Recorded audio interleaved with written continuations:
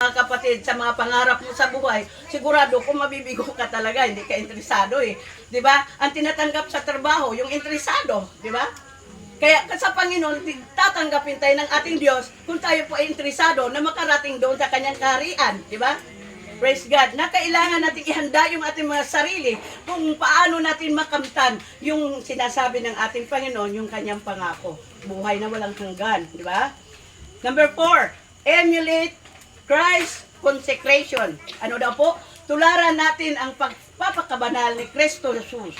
Sinabi sa John 13 verse 15, sapagkat kayo binigyan ko ng halimbawa upang gawin naman ninyo ayon sa ginawa ko sa inyo.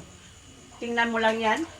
Ang Panginoon at Guro natin na si Jesucristo ay nagbigay ng halimbawa sa kanya pang sarili niya ginawa talaga, di ba? Na kanyang hinugasan ang mga paa ng kanyang mga alagad. Dapat nga tayo ang maghugas sa paa ng ating Panginoon eh. Praise God, di ba? Pero nagpakababa ang ating Diyos, ginawa niya, ipinakita niya, ginawa niyang halimbawa na dapat nating tularan yung kanyang mga ginagawa, na matuto tayong magpakumbaba sa ating mga sarili. Praise God. Hinugasan niya ang kanilang mga paa, sign ito ng holiness. Praise God.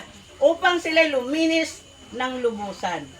Gusto ng Diyos na tayo po ihaharap sa Kanya na may malinis na puso. At ito ang nais ng Diyos na ating tularan, na siya ay nagpakababa sa kanyang sarili upang ganapin ang mga bagay na iniutos ng kanyang Ama na nasa langit. Dahil siya po ay nagkatawang tao, di ba?